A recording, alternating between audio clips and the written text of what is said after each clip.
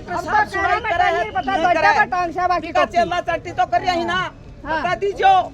कि अब के हमारी जमीन में बड़का बना हमारी मांगे पूरी करिया बिना तो मरांगा काटांगा और जेली रोपांगा दोनों आँखों में।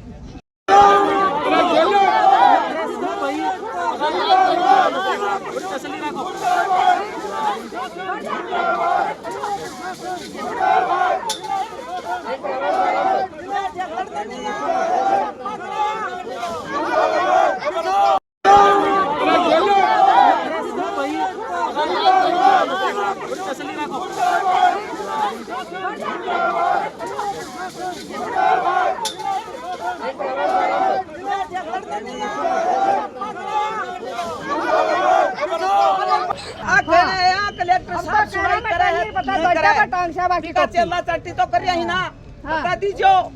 कि अब के हमारी जमीन में बड़का बना हमारी मांगे पूरी करिया बिना तो मरांगा काटांगा और जेली रोपांगा दोनों आँखों में। आज मैं और मैं खुद कहूंगी।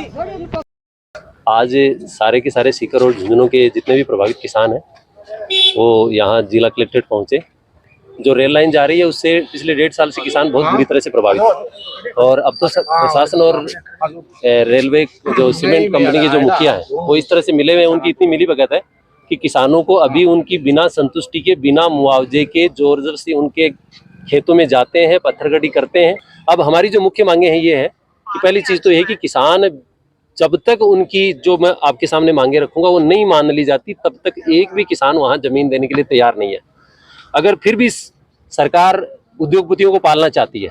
और किसी भी कीमत पर रेलवे लाइन निकालना चाहती है तो हमारी जो मुख्य मांगे हैं वो तो पहली तो ये है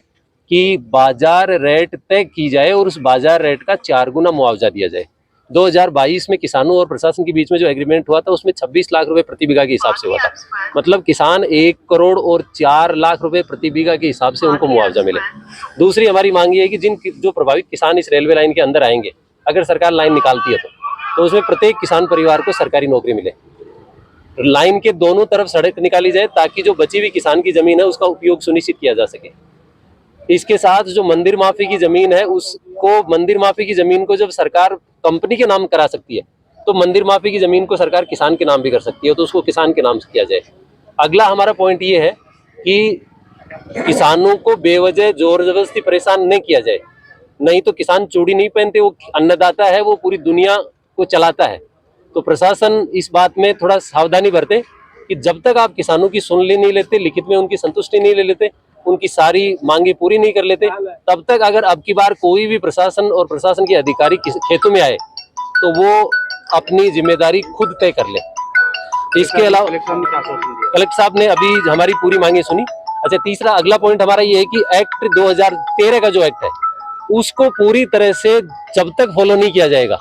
भूमि अधिग्रहण 2013, एक भी किसान अपनी चाहे जान दे देगा लेकिन जमीन नहीं देगा। अभी हमने कलेक्टर साहब को सारी बातें बताई हैं, उनको हमने जो मोटी मोटी बातें बताई हैं उनमें यह है कि सर सीधी सी बात है कि आप भूमि अधिग्रहण 2013 का फॉलो करके और आगे की कार्रवाई करें, उससे पहले किसान टस से मस नहीं होगा और हम किसी भी कीमत पर जमीन नहीं देंगे।